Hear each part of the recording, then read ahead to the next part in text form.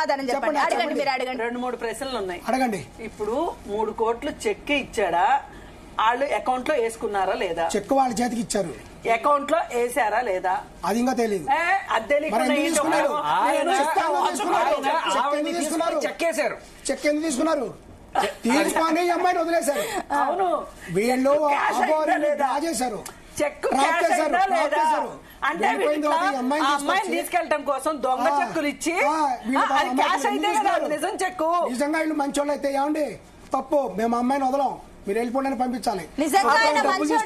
కుటుంబం ఏడుస్తుంది, వాళ్ళ అమ్మ వర్షిని వాళ్ళ అమ్మ ఏడుస్తుంది. నాటకం ఆడుతున్నారు, డబ్బులు తీసుకొని నాటకం ఆడుతున్నారు.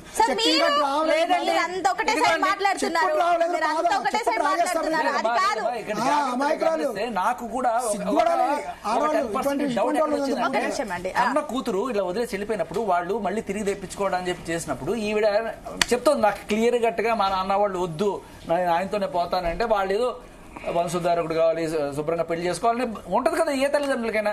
ఆ బాధ వాళ్ళకి కొంత కనబడింది. కానీ మళ్ళీ వెళ్ళిపోయిన తర్వాత కూడా మనం ఎటువంటివి చూసాం, ప్రణయ్ లాంటి వాళ్ళని ఏకంగా చంపించేసే వాళ్ళని చూసాం. అటువంటిది అంటే క్యాస్ట్ కాని క్యాస్ట్ వాడే చేసుకో. ఇప్పుడు మగాడు కాని మగాడినే చేసుకుని ఇట్లా స్వామీజీలతో పోతే ఎంత పరువు పోతుంది. అంత ఫోర్స్ అయితే అక్కడ కనిపించట్లా. నేను ఫస్ట్ అది తెలిసినప్పుడు రిక్వెస్ట్ చేసింది అదే, దయచేసి అటువంటి పనులు చేయకండి, పరువు హత్యలు అటువంటివి చేయకండి, ఆవిడ జీవితం ఆవిడ చూసుకుంది వదిలేయండి.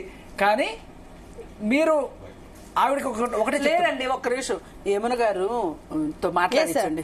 యమున గారు ఉన్నారా మీరు? ఆవిడ వెళ్ళారు. సరే మీరు చెప్పండి. లేదండి ఒకటండి, ఇన్ని మాటలు అనవసరం. వన్ వే చెప్తే కుదరదు, ఎదుర్కోవడానికి ఖచ్చితంగా మాట్లాడండి, వెళ్ళిపోతే కుదరదు. ఇంకొకసారి ఏంటి వెళ్ళిపోతానా? ఖచ్చితంగా మాట్లాడండి, మీరు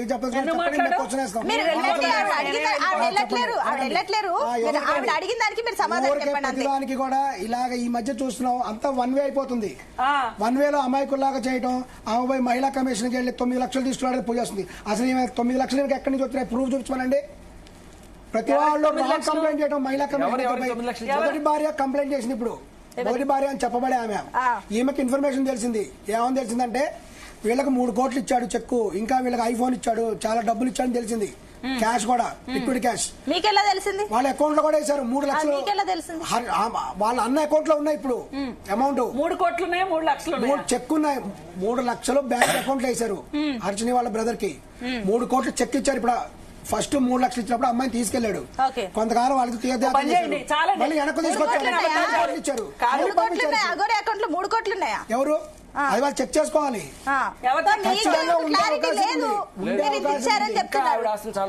ఇంకా ఎక్కువ ఉంటది. ఆమె ఒక పూజ చేస్తే 10 లక్షల కోట్ల రూపాయలు. అమాయకులు నమ్మేవాళ్ళు చాలా మంది ఉన్నప్పుడు కోట్ల ఆదాయం. ఇప్పుడు మొదటి భార్య వచ్చింది, ఈమె వచ్చేసి డబ్బులు తీసుకున్నాను తెలిసి ఈమె కూడా డబ్బులు ఎంతో కొంత లాగాలని స్టార్ట్ చేసింది. అసలు పెళ్ళేంటి వాళ్ళ మధ్య పెళ్లి ఎప్పుడైంది? ఆమె అడ్వకేట్, నీకు సిగ్గుచారం ఉందా? నువ్వు అడ్వకేట్వే, ఒక ఆడామ ఇంకో ఆడామ పెళ్లి చేసుకుంటుంది. అసలు మన చట్టంలో చెల్లుతుంది అది? ఇండియాలో నిజంగా అడ్వకేట్ అయితే నీకు తెలియాలి, చట్ట ప్రకారం చెల్లదు. ఆడవాళ్ళ మధ్య ఫిమేల్ లెస్బియన్ మధ్య మ్యారేజ్ చదువుకుంది.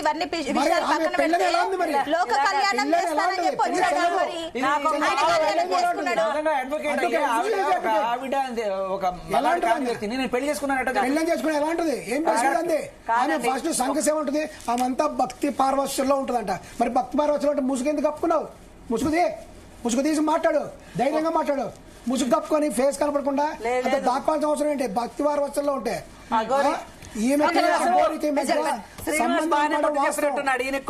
వాళ్ళకి 3 కోట్లు ఇచ్చినాడు, ఈయనకు 1 కోటి రూపాయలు ఇస్తానని చెప్తేనే ఇచ్చినప్పుడు అవసరం లేదు. వాళ్ళ ఊరికే ఎవడేవాడు, అక్కడ అమ్మాయి ఉంది కాబట్టి ఇచ్చాడు. ఒకటే చెప్తున్నాను, కాబట్టి ఇచ్చాడు. నెక్స్ట్ స్టేజ్ కూడా వస్తున్నా, నెక్స్ట్ స్టేజ్ కూడా వస్తున్నాను.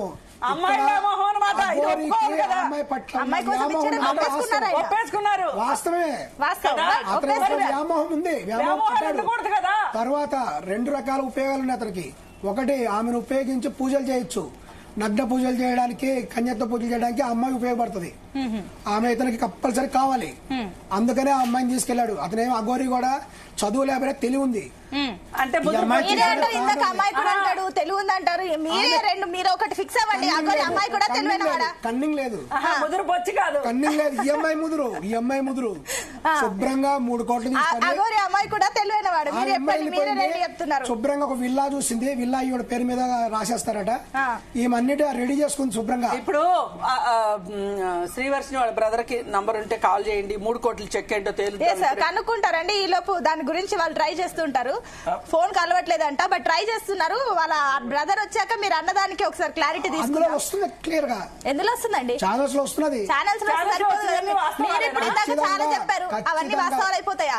కాదండి, ఖచ్చితంగా కాదని చెప్పేశారు. మీరు చెప్పిన వాస్తవాలు కాదని ముట్టింది. శేఖర్ భాష గారు అంత ఎఫెక్ట్ అయితే నాకు అనిపించట్లేదు. ఇప్పుడు కన్న కూతురు ఇటువంటి అంటే అసలు కనీసం ఎవరిని వేరే క్యాష్ ఫండ్ చేసుకున్నా పర్లేదు, ఇది మరీ దారుణంగా ఇట్లా వెళ్ళిపోయింది అంటే సమాజంలో ఎంత అబాస్ పాలైపోతుంది అని తెలిసిన వాళ్ళు జనరల్ గా రియాక్ట్ అయ్యే తీరైతే అది కాదమ్మా. అంటే కొందరు మహిళలు డబ్బులుంటే కొజ్జాల దగ్గర కూడా పోతారు అనే విషయం ప్రూవ్ అయింది. అది డబ్బుల కోసం కొంతమంది మహిళలు ఇటువంటి వాళ్ళు కూడా ఉన్నారు. డబ్బుల కోసం అఘోరి దేనికి వెళ్ళాడండి అమ్మాయి దగ్గరికి? అఘోరి ఆమె దగ్గరికి వెళ్ళడానికి కారణం